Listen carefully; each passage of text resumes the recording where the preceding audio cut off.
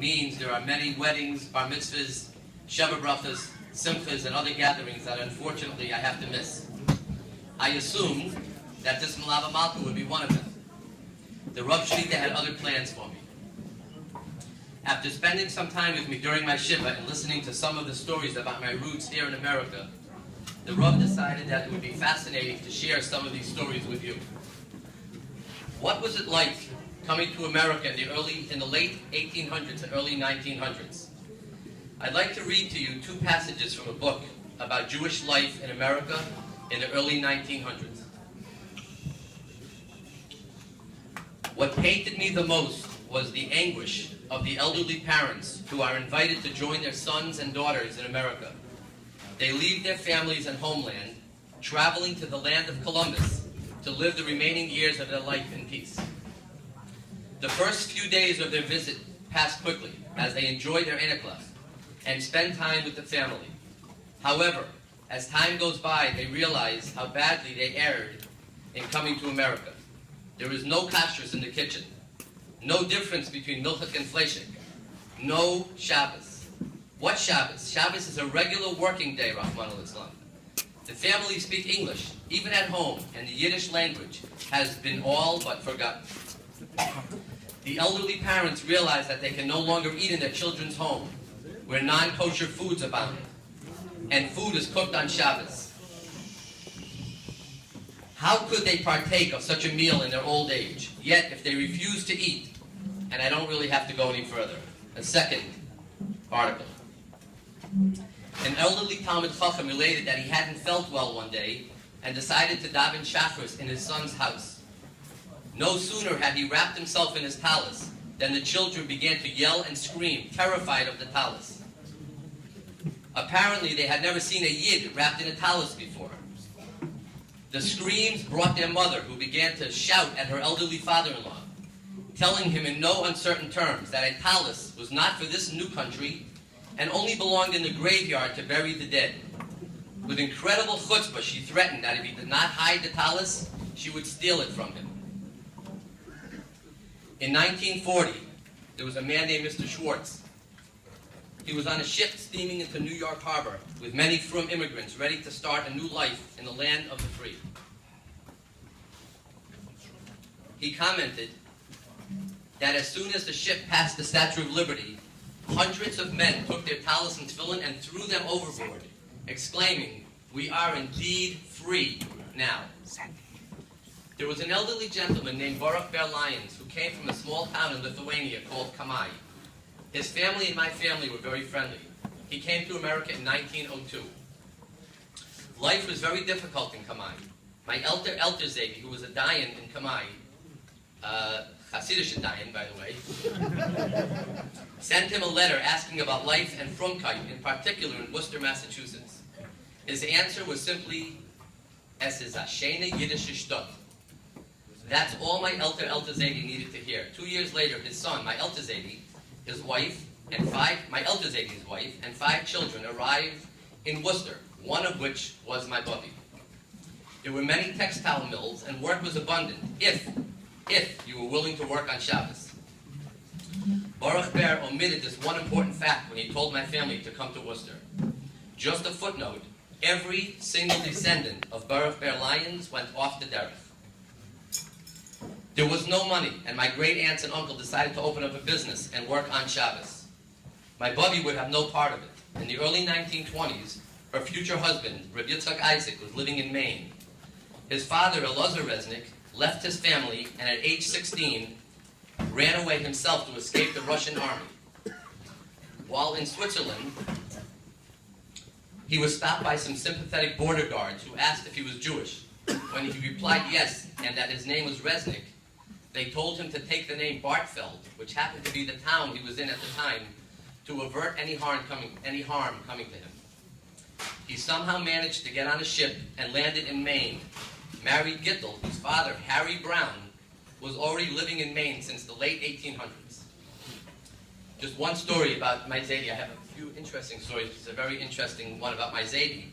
My elder Zaydi owned a store where he sold, it was a little grocery store in Maine. It was the middle of the winter and it was a very, very nasty blizzard. and somebody came in and bought, a few customers came in and bought matches, boxes of matches. My Zaidi noticed that one of the boxes of matches that was on the counter was missing. He asked his father, Tati, where'd the matches go? And my Elta Zaidi said, I sold it. My Zaidi was mortified because he had taken one match out of the box to light the furnace. He asked my Elta Zaidi who he had sold it to. My Elta Zaidi answered him, I sold 3 boxes of matches today to 3 different people. My Zaidi went out with a match in the snow until he found the house where the person who had bought that box of matches belonged to and gave back the match. He was a very brilliant student and he managed to get into Boston University Law School. His parents had no money and could not afford to give him any money for living expenses. He sold newspapers for a penny. When he sold papers, he had what to eat. Shabbos was the busiest paper selling day, and he refused to sell them. His mother used to mail him the stale bread that they did not eat during the week, so that he had food to eat.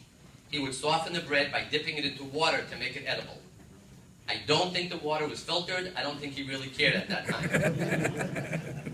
His mother he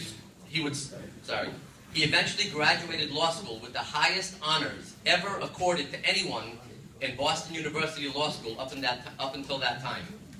He was courted by all of the main law firms, the prestigious law firms in Maine, and as soon as they found out he would not work on Shabbos, the doors were closed and he was persona non grata. He was not welcome in any of the law firms in Maine.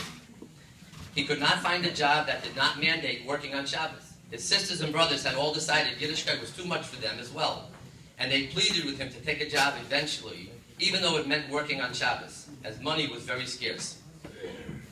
Refusing to do so and being very depressed, he got on a train and decided to get off wherever the train ride ended. He didn't care.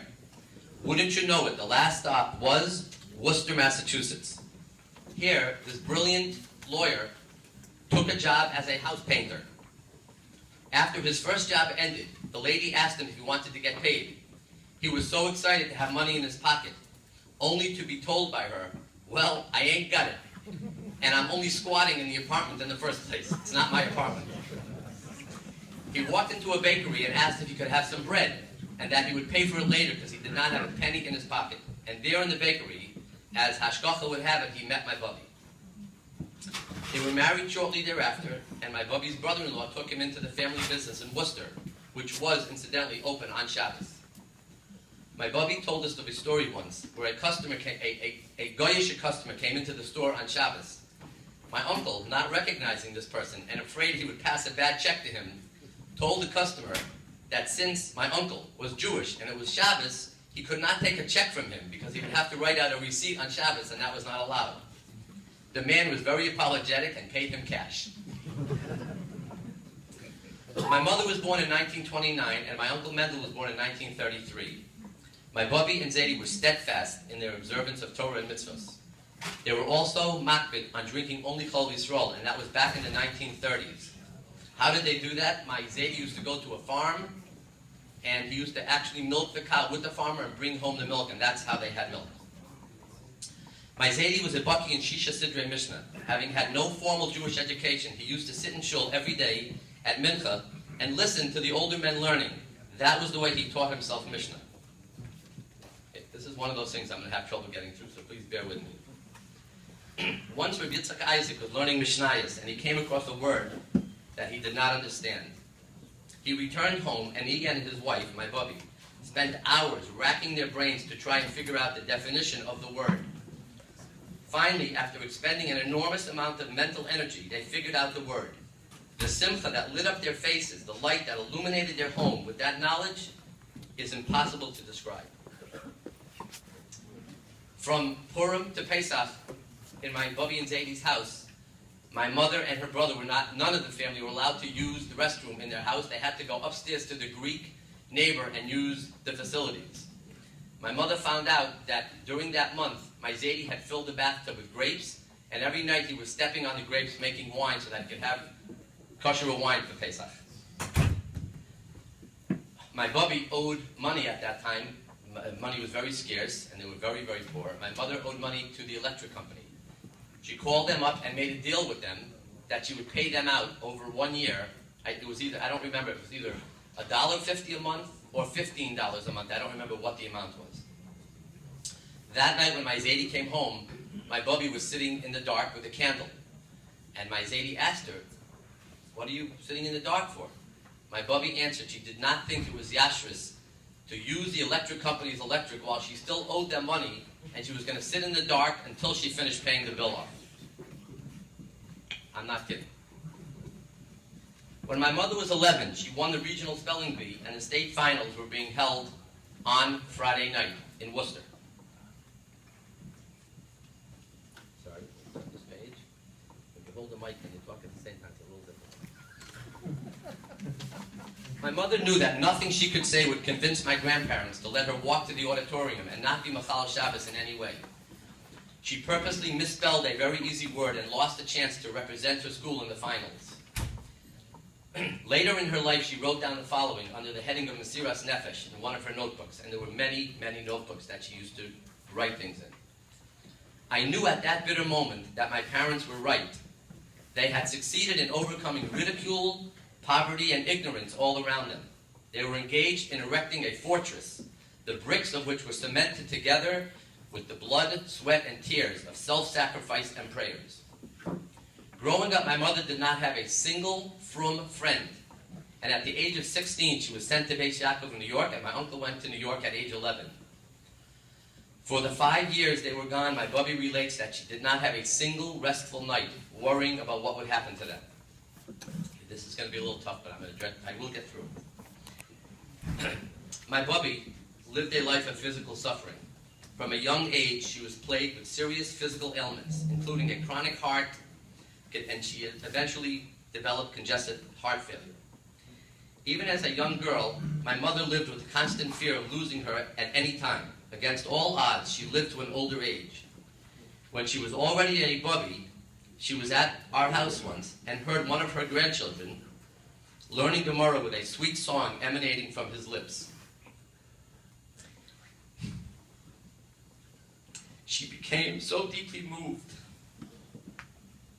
upon seeing her grandson engaged in serious limanat Torah that she exclaimed, "All the pain and suffering that I endured throughout my life were worthwhile just to have the chus to hear my grandson learning Torah with such sweetness." By the way, my mother eventually told me that it was not me that was learning that. What she did tell me that every time I did try learning and singing, my brother used to say, "Was plappelte, plappelte, plappelte, plappelte."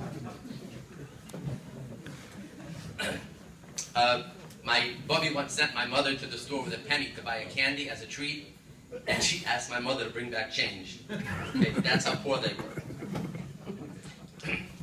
My Bubby, the bottom line was, there was no formal Jewish education. Religion did not flourish. My Bubby was very instrumental in building the Lubavitcher Yeshiva in Worcester, Massachusetts. She once asked a friend of hers who belonged to the Reform Temple if she would donate money to help build the yeshiva. The woman asked my Bubby, "Mrs. Bartfield, if I was collecting money to build my temple, would you give me a donation?"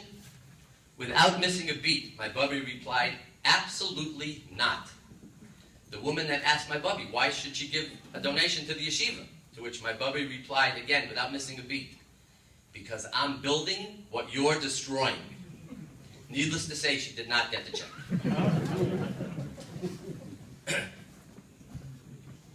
Just two other interesting stories about my Bubby and my mother, Allah Shalom. My Bubby was a very small little lady, and later on in years, we were driving her one day. All of us children were sitting in the back seat. There was no such thing as seat belts. 6 of us sat in the back seat, half out the window, half in the window. And it was very cold. My Bubby asked my father to close the window because her head was cold. So my father closed the window. The electric window went up, and my Bubby said, "My head is still cold." It was then we realized that her sheitel had gotten stuck on the window, and it left her head, and it was now sitting up on top of the window, the electric window. About 15 years later, I had come home for a simcha. I flew into Worcester, Massachusetts by plane, and my mother picked me up from the airport. The airport was a very, very windy area. It was on top of a mountain. As we left the terminal and walked to the car, a gust of wind took my mother's sheitel